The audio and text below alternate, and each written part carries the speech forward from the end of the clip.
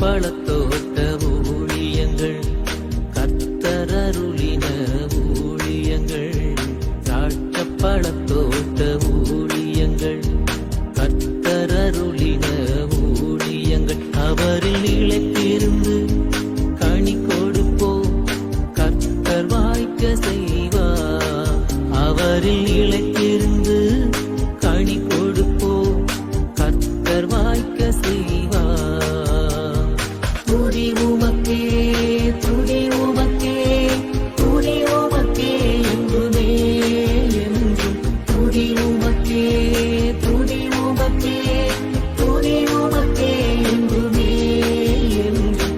துதி உமக்கே என்றுமே என்றும். துதி உமக்கே என்றுமே. சிறியவனை பொழுதிலிருந்தும் எளியவனை குப்பையிலிருந்தும் எடுத்து உயர்த்தி ராஜாக்களோடும் பிரபுக்களோடும் பந்திருக்க செய்கிற அருமை ஆண்டவர் இயேசு கிறிஸ்துவின் இனிதான நாமத்தினாலே இந்த சத்தத்தை கேட்கின்ற அனைத்து தேவனுடைய பிள்ளைகளுக்கும் என்னுடைய அன்பான வாழ்த்துகள். நீங்கள் கோடா கோடியை பெருகுவீர்களாக, உங்களுடைய பிள்ளைகள் கோடா கோடியை பெருகுவார்களாக என்று வாழ்த்துகிறேன். பிரித்துக்குரியவர்களே, இந்த நாளில் நம்முடைய பிரயோஜனத்திற்காக ஆதியாகமம் 41வது அதிகாரம் 25வது வசனம். அப்பொழுது யோசேப்பு பார்வோனை நோக்கி, பார்வோனின் சொப்பனம் ஒன்றுதான், தேவன் தாம் செய்ய போகிறது என்னதென்று பார்வோனுக்கு அறிவித்திருக்கிறார். யோசேப்பு அந்த நாளிலே பார்வோனிடத்தில் முன்பாக போய் நிறுத்தப்படுகிறார். மிகப்பெரிய ராஜாவாக பார்வோன் இருக்கின்றார். அவர் கையில் சர்வ அதிகாரமும் இருக்கின்றது. இவரோ ஒரு சிறைச்சாலை கைதி. மிகவும் ஒரு மோசமான குற்றச்சாட்டு யோசேப்பின் மீது இருந்தது.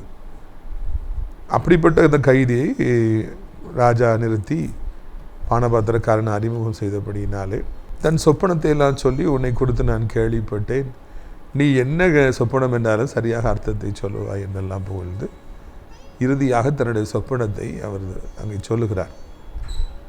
அப்பொழுது அந்த யோசேப்பு, இதுதான் அவங்க சொப்பனத்துக்குடைய அர்த்தம், தான் செய்ய போவதை இன்னதென்று பார்வோனுக்கு அவர் தெரியப்படுத்தியிருக்கிறார் என்று அங்கே சொல்லுவதை காண்கிறோம். இந்த நாளிலே ஒரு அருமையான காரியத்தை இதன் மூலமாக கற்றுக்கொள்வது. கடந்த காலத்திலே உங்களுடைய வாழ்க்கையில் எவ்வளவு பெரிய குற்றச்சாட்டுகள் இருந்தாலும், கடந்த காலத்திலே நீங்கள் பாவி என்று பிடிக்கப்பட்டிருந்தாலும், இல்லாவிட்டால் விரும்பத்தகாத பல சந்தர்ப்பங்கள் உங்களுடைய வாழ்க்கையில் நடந்திருந்தாலும், பல விதங்களிலே பல பாடுகளை நீங்கள் அடைந்திருந்தாலும், இன்னொரு சந்தர்ப்பம் உங்களை தேடி வரலாம். ராஜாவும் கூட உங்களை அழைத்து உங்களிடத்தில் பேசலாம். ஒரு வாய்ப்பு உங்களை தேடி வரலாம் என்பதற்கு எடுத்துக்காட்டாகத்தான் இங்கே யோசேப்பு ராஜாவுக்கு முன்பாக நின்றார், கைதியாக இருந்தவர் ராஜாவுக்கு முன்பாக நின்றார் என்று நாம் காண்கிறோம். பொதுவாகவே இந்த போல குற்றச்சாட்டுகளில் சிக்குபவர்கள் அவங்க அதுக்கப்புறம் வீட்டை விட்டே வெளியே வருவதில்லை. ஒரு தவறு செய்துவிட்டு அதை வெளியே வந்துவிட்டால் அந்த வேதனையிலே அவர்கள் அப்படியே ஒளிந்து கொள்ளுகிறார்கள். அந்த காயங்கள் ஆறாதபடி அவர்கள் பழையபடி அவர்கள் பிரகாசிக்க முடியாதபடிக்கு அவர்கள் அப்படியே ஒன்றுமில்லாமல் போய்விடுகிறார்கள். சாத்தானவன் காதுகளில் பேசிக்கிட்டே இருக்கிறான், பாரு உன்னை குறித்து எல்லாருக்கும் தெரியும், நீ செஞ்ச தவறுகள்லாம் எல்லாருக்கும் தெரியும், அதனால் நீ வீட்டை விட்டு வெளியே வராத, நீ யோக்கியதை இல்லாதவன், நீ அருகதை இல்லாதவன், நீ ஒன்றுக்கு உதவாதவன், எல்லாரும் மாதிரி நீ இருக்கக்கூடாது, எல்லாரும் மாதிரி நீ பேசக்கூடாது, எல்லாரும் மாதிரி நீ முன்னாடி நிற்கக்கூடாது, நீ ஓடி போய் என்று அங்கே சாத்தானவன் காதுகளில் பேசுகிறவனாக இருக்கின்றான். ஒரு பிரச்சனை வந்தவுடனே சாத்தான் அடித்து அவர்களை அப்படியே கீழே போட்டு விடுகிறான்.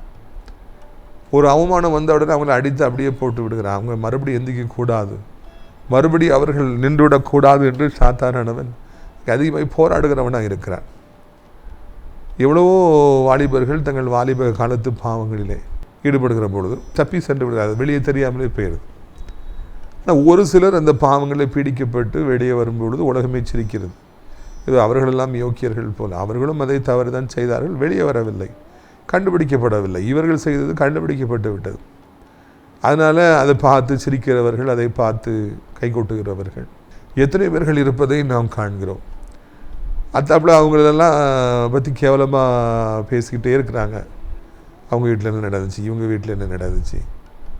ஒரு தவறு செய்யும் பொழுது அதை குறித்து சமுதாயம் மிகுந்த கேவலமாக பேசிக்கொண்டே இருக்கிறது. அது இந்த நாட்களில் யூடியூப்பில் போட்டு கேவலப்படுத்துறதை பார்க்குறோம். யோசேப்புக்கு வந்த கேவலத்தை விட வேறு யாருக்கும் பெரிய கேவலம் வந்துட போகிறதில்ல. அவர் தலையே தூக்க முடியாதுங்கிற அளவுக்கு வாழ்க்கை இருந்தது. ஆனால் இங்கே அதெல்லாம் மறக்கப்பட்டு ராஜா சொல்கிறாரு, நீ உனக்கு பற்றி நல்லா கேள்விப்பட்டேன்ப்பா, நீ சொப்பனத்தின் அர்த்தத்தை அப்படியே சொல்லுவியாமே, நீ சொல்லு. இன்னொரு சந்தர்ப்பம் அவரை தேடி வருகிறது. இதுக்கு மாத்திரம் அவர் சொல்லிட்டார்னா அவர் அங்கே மிக உயர்ந்த ஸ்தானத்திற்கு செல்வதற்கு வாய்ப்பு இருக்கிறது. ஆண்டவர் அப்படிப்பட்ட குற்றச்சாட்டுகளில் சிக்குபவர்களுக்கு, அசிங்கப்படுபவர்களுக்கு, அவமானப்படுபவர்களுக்கு மனம் இறங்கி அவர்கள் அதிலிருந்து தப்பி இன்னொரு சந்தர்ப்பத்தை அவர்களுக்கு கொடுத்து வெளியே வருவதற்கு என்ன செய்ய வேண்டுமோ அதை அவர் அங்கே செய்கின்றார் என்று இந்த இடத்தில் நாம் காண்கிறோம். ஆண்டவர் எல்லோரையும் நேசிக்கிறார். தவறு செய்வது இயற்கை என்பதை ஆண்டவர் உணர்கின்றார்.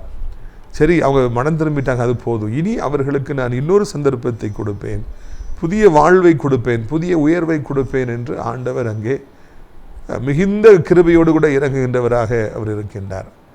ஒரு சமயம் ஒரு பாவத்தில் மாட்டிக்கொண்ட ஒரு பெண்ணை கையும் களவுமாய் பிடித்து கல்லெறிந்து கொள்ள எல்லாரும் ரெடியாக இருந்து கொண்டு இயேசுவை பார்த்து கேட்டார்கள், இவள் கையும் களவுமாய் பிடிபட்டாள், இது கல்லெறிந்து கொள்ள போகிறோம், உம்முடைய கருத்து என்ன என்று கேட்டார். அப்பொழுது ஆண்டவர் அதை பற்றி ஒன்றுமே சொல்லவே இல்லை. தொடர்ந்து கேட்டபடினாலே, உங்களில் பாவம் இல்லாதவன் இவள் மீது முதலாவது கல்லறிய கடவன் என்று சொன்ன பொழுது எல்லாரும் கையில் கீழே போட்டு ஓடிச்சாங்க. நானும் உன்னை நியாயத்தீர்ப்பதில்லை, நீ போ, இனி பாவம் செய்யாதே என்று அந்த பெண்ணை ஆண்டவர் அனுப்பினார் என்று நாம் காண்கின்றோம். பிரியத்துக்குரியவர்களே, ஆண்டவர் இப்படியாக மன்னிப்பவராக, பாவங்களை மன்னிப்பவராக, அவர் புது வாழ்வு கொடுப்பவராக, இன்னொரு சந்தர்ப்பத்தை கொடுப்பவராக இருக்கின்றார் என்று ஆண்டவரை பற்றி நாம் இந்நாளில் தெரிந்து கொள்ள வேண்டும். ஆண்டவர் மன்னிக்கிறார். மனிதர்கள் செய்கிற பாவங்களை அவர் மன்னிக்கின்றார். அவர்களுடைய பாவங்களை முதுகுக்கு பின்னால் போடுகிறார். போட்டு அங்கே அவர்களுக்கு புது வாழ்வு தருபவராக இருக்கின்றார். இதைத்தான் நீங்கள் புரிந்து கொள்ள வேண்டும்.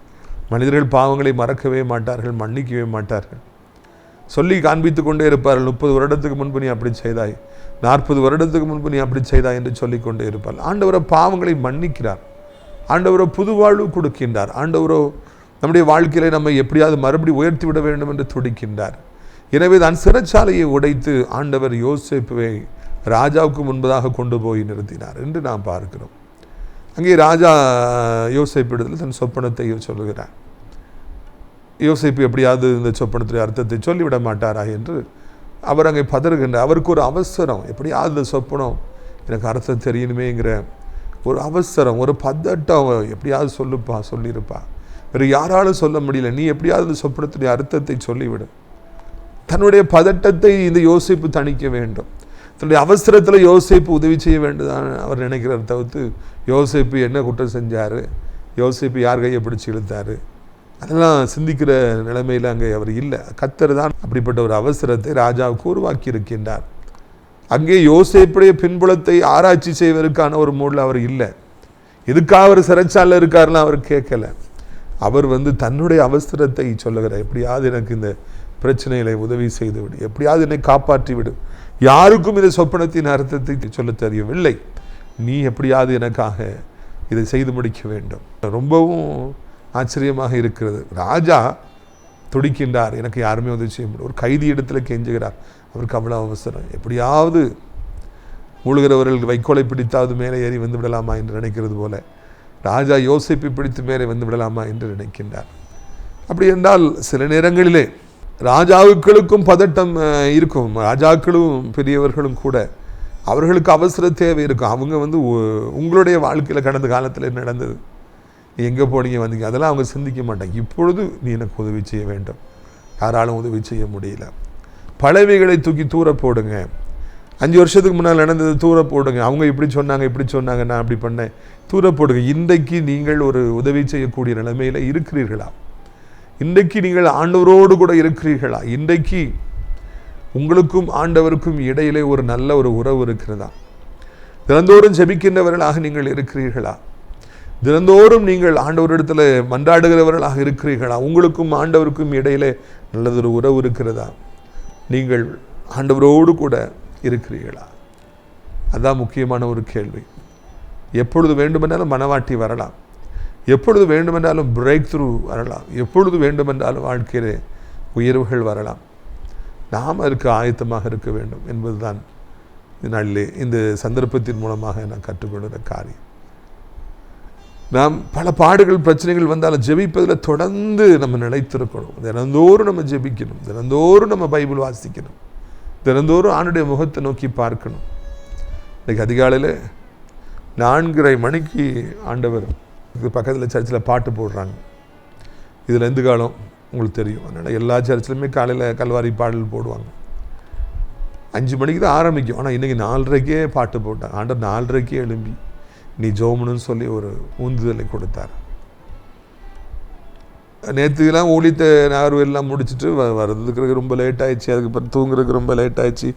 சரீரம் அவ்வளவு களைப்பாக இருக்கிறது. ஆனால் ஆண்டவர் நீ எழும்பு, நீ ஜோமனு. எவ்வளவு ஆண்டவர் ஆயத்தப்படுத்துகிறார், எவ்வளவு ஆண்டவர் அதிகாலமே தேடி. நேத்தனை ஊழியம் முடிஞ்சிட்டு கொஞ்சம் நிலைப்பாரும். இல்லை, நீ எழும்பு, நீ ஆயத்தப்படு. நம்முடைய ஆண்டவர் நம்மை தேடி வருபவராக இருக்கிறார். அவர் ராஜாதி ராஜன், தேவாதி தேவன். அவர் எவ்வளோ தூதர்கள் பரிசுத்தன் புகழ அவர் அங்கே மிக மாட்சியமாக இருக்கிறார். அவர் அதெல்லாம் விட்டுட்டு காலையில் 4:30க்கு நம்மளை தேடி வரமா, நீ எழும்பு, நீ பேசு, நீ ஜோமுன்னு. அவருக்கு அதெல்லாம் விட நம்மகிட்ட பேசுறது தான் ஒரு விருப்பமாக இருக்கிறது ஆண்டவருக்கு. அதை பார்த்து நான் மிகவும் ஆச்சரியப்பட்டேன். ஆண்டவரை, நாங்கள் மண்ணிலிருந்து வந்தோம். ஆண்டவரை, நான் ஒரு பாவியின் துரோகியமாக இருக்கிறேன். என்னை பார்த்தா நீ அதிகாலமே எழும்பி தேடி வந்திருக்கிறேன். ஆண்டவர், அவ்வளோ உமக்கு பிரியமா என்று சொல்லி நான் ஆச்சரியப்பட்டு போனேன். தேவன் நம்மள பிரியமாக இருக்கிறார், நம்மை தேடி வருபவராக இருக்கிறார். நாள்தோறும் நம்மை தேடி வருகிறவராக இருக்கிறார். அதிகாலமே நம்மை தேடி வருபவராக இருக்கிறார். மகனே, உன் முகத்தை எனக்கு காண்பிக்க மாட்டாயா? பிரியமே ரூபவதி, உன் சத்தத்தை நான் கேட்கும்படியாக நீ செய்ய மாட்டாயா? நம்ம எழுந்து ஜெபம் பண்ணும் பொழுது ஆண்டவர் அங்கே வருகிறார் என்பதை நீங்கள் உணர்கிறீர்களா? அதிகாலமே 4 மணி 5 மணிக்கு நம்ம ஜெபம் பண்ணுறோம் அப்படின்னா கர்த்தர் அங்கே வந்துட்டார், உங்கள் ரூமுக்கு வந்துட்டார், உங்கள் பக்கத்தில் உட்கார்ந்துருக்கிறாங்கிறத நீங்கள் உணர்றீங்களா? நீங்கள் அப்படி ஒரு நாளை ஆரம்பிச்சுட்டு நீங்கள் 1 மணி நேரம் 2 மணி நேரம் ஜெபம் பண்ணிட்டு அந்த நாளுக்குள்ளே போங்க. பார்வோன் நம்மளை அழைச்சான்னு, ராஜா எவ்வளோ பெரிய ராஜா நம்மளை கூப்பிட்டான்னு, அமெரிக்கன் பிரசிடென்ட் கூப்பிட்டான்னு, அவங்க பிரச்சனையெல்லாம் நமக்கு முன்பாக ஒன்றுமே இல்லாத போல் நமக்கு தோன்றும். ராஜா கதறுகிறார், பதறுகிறார், எனக்கு ஒருத்தருமே இல்லை, ஒருத்தருமே ஒன்றும் சொல்ல முடியல. நீ ஏதாவது செய்ய முடியுமா? நம்மளாலே செய்ய முடியும். எப்போ தெரியுமா? இதே மாதிரி நம்ம மணிக்கணக்காக அதிகாலமே எழும்பி ஜெபிச்சுட்டு நம்ம வந்திருப்போம்னா நம்மளால் அவங்களுக்கு உதவி செய்ய முடியும். இல்லைன்னா நம்மளாலேயும் உதவி செய்ய முடியாது. சிம்சோனுடைய வாழ்க்கை ஒரு சரியான எடுத்துக்காட்டாக இருக்கிறது. அவர் தலையில் முடி இருந்த வரைக்கும் பெரிய பெரிய சடையை அவர் போட்டிருந்தார். அவர் யாராலும் பிடிக்க முடியல, யாராலும் அடக்க முடியல. மொத்த இராணுவம் 1000 பேர் 10,000 பேர் இருந்தாலும் அவர்கிட்டே வர முடியல. தனி மனிதனாக அவர் இஸ்ரவேலுக்கு நியாயாதிபதியாக இருந்தார். கிட்ட யாராலுமே வர முடியல, ஒரு திங் அவருக்கு செய்ய முடியல. மொட்டை அடிக்கப்பட்ட பொழுதோ, முடி போன பொழுதோ அவர் பலட்சியமானவராய் மாறினார், சாதாரணமான மனிதராய் மாறினார். அவர் நாய் நரி மிதிச்சுது, அவருடைய வாழ்க்கையில் கண்ணை பிடுங்கினாங்க, அடின்னு அடித்தாங்க, சிறைச்சாலையில் அடைச்சாங்க, சங்கிலியால் கெட்டி போட்டாங்க, மாவரைக்க வச்சாங்க, அவமானப்படுத்தினாங்க. ஆனால் அந்த முடி இருந்த வரைக்கும் அவரை யாருமே அசைக்கவே முடியவில்லை. நம்முடைய வாழ்க்கையில் ஜெபம் என்கிற அந்த முடி நமக்கு இருக்கிற வரைக்கும், ஒவ்வொரு நாளும் நம்ம மணிக்கணக்காக ஜெபிப்போங்கிற முடி இருக்கிற வரைக்கும் எந்த கொம்பனும் நம்மை அசைக்க முடியாது, எந்த பேயும் நம்மை அசைக்க முடியாது, எந்த வியாதி எந்த பிரச்சனையும் நம்மை அசைக்க முடியாது, யாரும் நம்மக்கிட்ட வர முடியாது. ஏனென்றால் நம்ம தெய்வந்தோறும் ஜெபிக்கிறவர்கள். சாத்தானே அப்படியே விலகுவான், அவன் ஜெபம் பண்ணுறவன், அவன் மணிக்கணக்காக தெய்வ சமூகத்தில் காத்திருக்கிறவன். எல்லாரும் அப்படி ஒதுங்குவாங்க, பிசாசுகள்லாம் ஒதுங்கும், வியாதிலாம் பயப்படும், நம்ம பக்கத்தில் யாருமே வர முடியாது, நமக்குள்ளே இருந்து வல்லமை புறப்படும். ஊழியத்தில் ஜெபிக்கிற பொழுது வல்லமை புறப்படும், யாரையும் பார்த்தானே வல்லமை புறப்படும், நாம் கால் வைக்கிற இடங்களெல்லாம் ஆசீர்வதிக்கப்படும். யாரை சந்திக்கிறோமோ அவர்களெல்லாம் நம் மூலமாக ஆசீர்வதிக்கப்படுவார்கள். இந்த மாதிரியான பிரச்சனையுடையவர் நம்மிடத்தில் வந்து கதறுகிற பொழுது அவருடைய பிரச்சனைகள் நமக்கு அற்பமானதாக தெரியும், குப்பையானதாக தெரியும். ஏனென்றால் நாம் மணிக்கணக்காக ஆண்டவரிடத்தில் காத்திருக்கிறோம், அதிகாலமே எழும்பி காத்திருக்கிறோம், இரவெல்லாம் நாம் ஜெபிக்கிறோம், நேரம் கிடைக்கும் பொழுதெல்லாம் இந்த உலகத்திலே நாம் ஆண்டவரை தேடி ஓடுறோம். எத்தனை பேர் டாஸ்மாக தேடி ஓடுறாங்க, எவ்வளோ பேர் குடிக்கிறாங்க, வெறிக்கிறாங்க, தன்னை மறந்து கிடக்கிறாங்க. நோவா திராட்சை செஞ்சு மயங்கி கிடந்த மாதிரி, நிர்வாணமாக மயங்கி கிடந்த மாதிரி இன்னைக்கு நிறைய பேர் மயங்கி கிடக்கிறாங்க. உலகமே ஓடுது, நம்ம ஆண்டவரை நோக்கி ஓடுறோம். உலகம் பாவத்தை நோக்கி ஓடுகிறது, நாம் அதிகாலமே ஆண்டவரை தேடி ஓடுகிறோம். ஆண்டவர் நம்ம இடத்துல வருகிறார், நாம் அவரிடத்துல காத்திருக்கிறோம், தனித்திருக்கிறோம். அப்படி இருக்கும் பொழுது நாம் இது மாதிரி மனிதர்கள் கதறுகிற நேரத்தில் எனக்கு யாராலும் உதவி செய்ய முடியலப்பா அப்படின்னா, ராஜா ஒன்றும் இல்லை, இது ஒரு பிரச்சனை இல்லை, இதுதான் அர்த்தம் அப்படின்னு சொல்லிட்டு எளிதாக அவருடைய பிரச்சனைகளை நான் தீர்த்து வைப்பேன். உங்கள் வாழ்க்கை தனிஜபத்தை மாத்திரம் விட்டுறாதீங்க, அதிகாலமே எழுப்பி ஜெபிக்கிறத மாத்திரம் விட்டுறாதீங்க. நீங்கள் வாழ்க்கையில் எத்தனை வருடங்கள் இந்த பூமியில் வாழ்கிறீர்கள் என்பது பெரிதல்ல, அத்தனை காலங்களும் நீங்கள் அதிகாலமே எழுப்பி ஜெபிக்கிறவர்களாக இருக்கணும். நாள்தோறும் ஜெபிக்கிறவங்களாக இருக்கணும். ஆண்டவர் சமூகத்துக்கு ஓடுறது இன்பமாக இருக்கணும். பாவம் செய்வது அல்ல, ஆண்டவர் சமூகத்தில் காத்து கிடப்பது நமக்கு இன்பமாக இருக்க வேண்டும். அப்படி இருக்கும் என்றால் நீங்கள் யாருடைய பிரச்சனையும் நீங்கள் தீர்க்கின்றவர்களாக இருப்பீர்கள். இங்கே யோசேப்பு அப்படியாக ஒரு ஜெப வீரனாக அவர் இருந்தார். அதனால தான் பாவம் தேடி வந்த பொழுது பாவமே வேண்டான்னு ஓடுற அளவுக்கு அவருக்கு ஒரு பரிசுத்தமான ஒரு உள்ளம் இருந்தது. பாவம் துச்சமாக தெரிந்தது.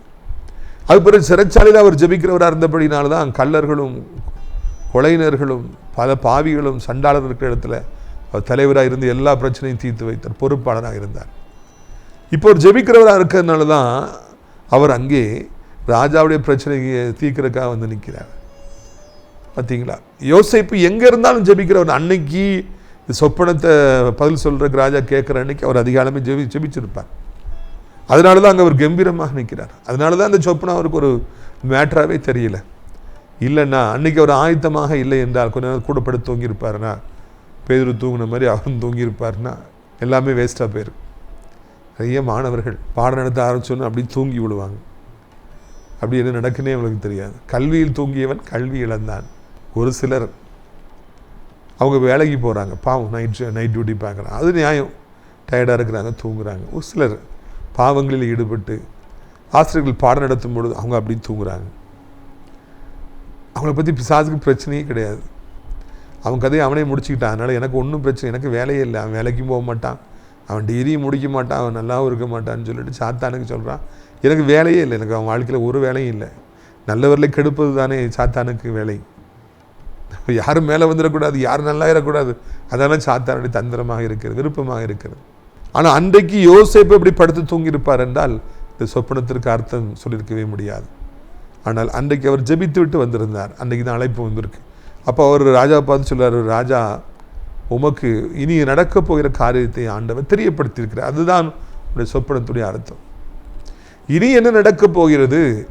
எகிப்து எனப்பட்ட இந்த பணக்கார நாட்டிலே அடுத்தாப்புல 7 வருடங்களுக்கு, அடுத்தாப்புல 14 வருடங்களுக்கு இந்த எகிப்து எப்படி இருக்க போகிறது என்பதை ஆண்டவர் காண்பித்திருக்கிறார். அதுதான் நீர் கண்ட சொப்பனத்துடைய வியாக்கியானம் என்று அவர் சொல்லுகிறார். இன்றைக்கல்ல, அதுதான் ரொம்ப முக்கியமான ஒரு காரியம். அடுத்த 7 வருடத்துக்கு பிறகு, அடுத்த 14 வருடத்துக்கு பிறகு இந்த எகிப்து எப்படி இருக்க போகிறது என்பதை ஆண்டவர் உமக்கு காண்பித்திருக்கிறார் என்று அவர் அங்கே சொன்னாரா? பிரியத்துக்குரியவர்களே, யோசித்து பாருங்கள். நம்ம நிறைய நேரங்களில் இன்னைக்கு என் வாழ்க்கை எப்படி இருக்குது, இன்னைக்கு எனக்கு இவ்வளவு தேவை, இன்னைக்கு என் குடும்பம் எப்படி இருக்குது, நம்ம இப்போ இருக்கிறதுக்கு காரியங்கள் மீது கண் போடுகிறோம். இன்னைக்கு நான் இவ்வளோ வெயிட் இருக்கிறேன், இன்னைக்கு நான் வாக்கிங் போகணும், இன்னைக்கு நான் சம்பாதிக்கணும், இன்றைக்கி நான் கோயிலுக்கு போகணும், சர்ச்சுக்கு போகணும், சண்டே, அப்படி தான் நம்ம யோசிக்கிறோம். நான் ஆண்டவருடைய அறிவு நமக்குள்ளே வருகிற பொழுது நான் 10 வருடங்கள் கழித்து நம்ம எப்படி இருக்க போகிறோம், இன்னும் 20 வருடம் கழித்து நம்முடைய குடும்பம் எப்படி இருக்க போகுது, நம்முடைய எதிர்காலம் எப்படி இருக்க போகிறது, அதையெல்லாம் சிந்திக்கிற ஒரு ஆற்றலை, அறிந்து கொள்கிற ஆற்றலை, புரிந்து கொள்கிற ஆற்றலை, அதற்கு ஏற்றபடி திட்டமிடுகிற ஒரு ஆற்றலை கர்த்தர் நமக்கு தருகின்றவராக இருக்கின்றார் என்பதுதான் இந்த நாளிலே நான் காண வேண்டிய ஒரு முக்கியமான காரியமாக இருக்கிறது. வாழ்வில் ஆண்டவர் நம்மோடு கூட இருக்கிறார். நமக்கு அவர் வருங்காலங்களை காண்பிக்கின்றார், எதிர்காலங்களை காண்பிக்கின்றார். இந்த உலகம் எப்படியாக இருக்க போகிறது இன்னும் 10 வருடத்துக்கு பிறகு, 20 வருடத்துக்கு பிறகு, பின்னாட்களில் நடக்க இருப்பதை காண்பிப்பதற்கு ஆண்டவருக்கு மாத்திரமே வல்லமை உண்டு. நிறைய பேர் சொல்கிறாங்க, நான் அங்கே போனவங்களுக்கு இப்படி சொன்னாங்க, அவங்களும் தான் எல்லாம் சொல்கிறாங்க, கணக்கு சொல்கிறாங்க, குறி சொல்கிறாங்க, விசாசும் சொல்லும், குறிச்செலாம் சொல்லும், ஆனால் நடந்ததெல்லாம் சொல்லும், இப்போ நடக்கிறது சொல்லும், எதிர்காலத்துக்கு சொல்ல முடியாது. கைரேகையை பார்த்து சொல்கிறாங்க, அந்த பார்த்து சொல்கிறாங்க, நாளை பார்த்து சொல்கிறாங்க, நட்சத்திரத்தை பார்த்து சொல்கிறாங்க, சொல்லலாமே, ஏன் சொல்ல முடியாது? அது நடந்தது சொல்லும், இப்போ நடக்கிறது சொல்லும், அதுதான் அதுக்கு முடியும். சாத்தானுக்கு அவ்வளோதான் முடியும். நடக்க போகிறத சொல்கிறதுக்கு சாத்தானால முடியாது, சொன்னால் அது பொய்யாக தான் இருக்கும். அதை ஆண்டவர் தான் சொல்ல முடியும். ஆண்டவர் பிறந்துட்டாருங்கிறது பிசாசால் கண்டுபிடிக்க முடியல. அந்த சாஸ்திரிகள் சொன்ன பிறகு தான் பிசாசுக்கு தெரிஞ்சுது, ஓ ஆண்டவர் பிறந்துட்டாரா. இல்லைன்னா முதலே பார்வன் கொள்றதுக்கு ட்ரை பண்ணியிருப்பான்னு தெரியாது, சாஸ்திரிகள் சொன்ன பிறகு தான் தெரிய வந்துச்சு.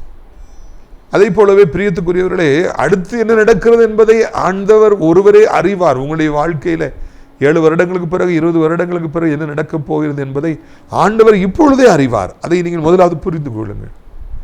எதிராளியாகிய பிசாசானவனுக்கு நேற்று நடந்த வரலாறு தெரியும், இப்போ நடக்கிறது தெரியும். ஏன்னா இப்போ நடக்கிறது நேற்று நடக்கிறது எல்லாருக்குமே தெரியும். ஆனால் நாளை இது நடக்கும் என்பதை ஆண்டவர் ஒருவரே அறிவார்.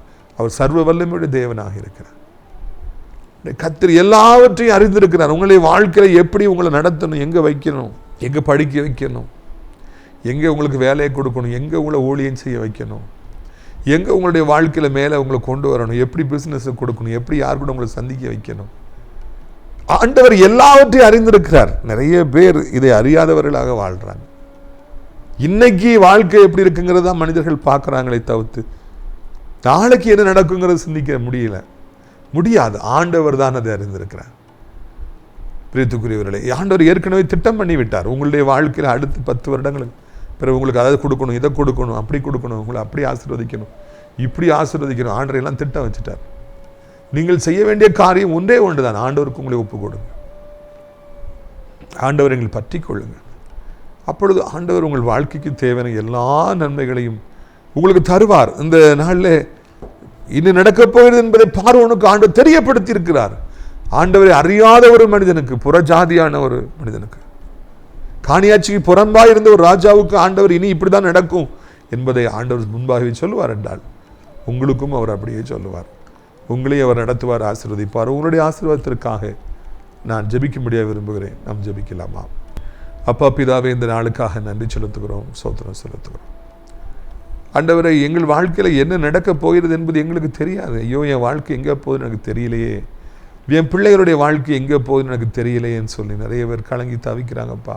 இது அருமையான நாளிலும் கூட கத்தாவே கதறுகிறோம், கெஞ்சுகிறோம். ஐயா, என்ன நடக்க போகுதுன்னு தெரியாமல் எவ்வளோ பேர் கதறிக்கிட்டு இருக்காங்க.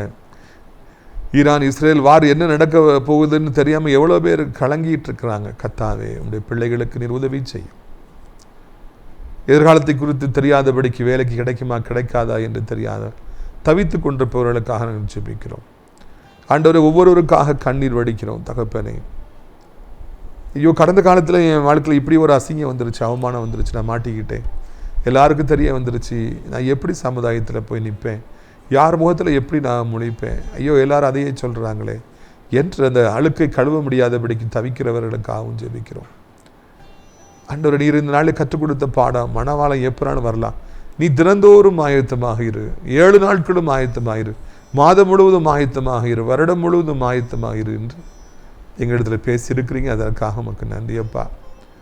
கர்த்தாவே, இந்த நாளில் கூட சத்தத்தை கேட்டு இணைந்து ஜெபிக்கிற பிள்ளைகள் ஒவ்வொருவருக்காக கண்ணீரோடு மன்றாடுகிறோம். இயேசுவின் ரத்தம் ஜெயம். சந்தாராலா பாக்காரா. நிதானமாய் போ மகனே, நிதானமாய் போ. ஜெபத்தினாலே பிறந்த பிள்ளை, வாலிப உயிரில் இருக்கிற பைக் ஓட்டும் போது நிதானமாக போ. வாழ்க்கையில் முடிவெடுக்கும் பொழுது நிதானமாக முடிவெடு. அவசரப்படாதே, எதற்கும் ஆத்திரப்படாதே, எது வேண்டும் என்று தேர்வு செய்வதில் அவசரப்படாதே. நிதானமாய் நடந்து போவோம், கால்நடைகள் சீர்தூக்கி இருப்பதாக என்று ஆண்டவர் சொல்லுகிறார். நன்றி அப்பா, நன்றி அப்பா. இன்னொரு வாலிபன், இன்னொரு குடும்பத்திலிருந்து வருகிறாய், அதிக ஜெபிக்கிற குடும்பம், எல்லாரும் ஜெபிக்கிறவங்க, ஊழியத்தில் இருக்கிறவங்க, நீயோ பாவத்தில் மூழ்கி கொண்டிருக்கிறாய், அந்த ரங்க பாவத்தில் மூழ்கி கொண்டிருக்கிறாய். உன் வாலிப காலம் நாத்து நிறைந்ததாக இருக்கிறது. சில நேரங்களில் மனம் திரும்ப வேண்டும் என்று நினைக்கிறாய், சில நேரங்களில் இஷ்டத்துக்கு வாழ்ந்தா என்ன அப்படின்னு உனக்கு ஒரு கேள்வி வருகிறது. மனம் திரும்பு. வாலிப காலங்களில் நீ செய்கிற பாவங்கள் உன்னை மூழ்கடித்து விடும், உன்னை எதிர்காலம் பாலாய் போய்விடும், ஜீவ பாதையை பார்க்க முடியாதபடிக்கு நீ ஏமாந்து போவாய். நீ மனம் திரும்பு என்று ஆண்டவர் சொல்லுகிறார். தீங்கி வருவதற்கு முன்பு நீ மனம் திரும்பு என்று ஆண்டவர் சொல்லுகிறார். நன்றி. நல்ல வேலை செய்து கொண்டிருந்த ஒரு மகள், உண்மை உத்தமாய் உழைக்கிற பிள்ளை, ஒரு வியாதி வந்து அது அதிகரித்து இன்றைக்கி விலையினப்பட்டிருக்கிறீங்க, ஒரு வேலையும் செய்ய முடியல. நான் எவ்வளோ உண்மை உத்தமாக இருந்தேன், நான் எவ்வளோ உழைச்சேன், ஏன் எனக்கு இவ்வளோ சோதனை ஆண்டவர் கொடுத்துட்டாரு, இந்த வியாதி எனக்கு தந்துட்டாரா ஆண்டவர் என்று நீங்கள் மிகவும் மன நொந்து போயிருக்கிறீங்க. ஜெபிக்கவே முடியல, ஊழியத்தில் வாஞ்சியாக இருப்பீங்க, இப்போ ஊழியர்னா என்னன்னே தெரியாத அளவுக்கு பின்வாங்கிட்டீங்க. சகோதரி, இந்த இக்கட்டான நேரத்தில் ஆண்டவர் மீது கோவப்படுவதை விட மதியினம் எதுவுமே கிடையாது. இந்த பிரச்சனையிலேருந்து வெளியே வரணும், இழந்து போன பலனை பெற்றுக்கொள்ள ஆண்டவர் இயேசு ஒருத்தர் தான் உதவி செய்ய முடியும்.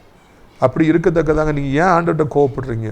மனம் திரும்புங்க, ஆண்டவருக்கு ஒப்பு கொடுங்க, ஆண்டவரை தேடுங்க, ஆண்டவரை பற்றி பிடிங்க, மறுபடியும் ஆண்டவர்கிட்ட நேசமாக இருங்க, அதிகாலமே எழும்பி தேடுங்க, கர்த்தர் உங்களுக்கு தட்டுப்படுவார்.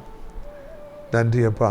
ஒரு சகோதரன் உண்டு, நிறைய காசை ஒரு பிஸ்னஸில் போட்டிங்க, நிறைய பேர் ஆலோசனை சொன்னதுனால இப்போ அந்த பிஸ்னஸில் அவுட்கமே இல்லை, பணமே வர மாட்டேங்குது, எல்லாம் லாக் ஆகி அப்படி கிடக்குறீங்க. வருமானமே இல்லாதனால செலவு எப்படி பண்ணணும்னு தெரியல, ரொம்ப லாக் ஆகி போய் நின்று தடுமாறிட்டு போய் நிற்கிறீங்க, ஒரு வருமானம் கூட இல்லை, செலவு நிறையா இருக்குது. ஏசப்பா அந்த நபருக்கு உதவி செய்யுங்க, வெட்கப்பட்டுறக்கூடாது. சகோதரா, பொருத்தனையோடு ஜெபம் பண்ணுங்க. கெட்டி வச்சிருக்கா சாத்தா உங்களை அந்த கெட்டுகளை ஒரு நிமிடத்தில் அறுத்துருவார். உங்களுக்கு தண்ணீர் பாய்ச்சப்படும், ஏராளமான ஆசீர்வாதங்கள் வர ஆரம்பிக்கும்.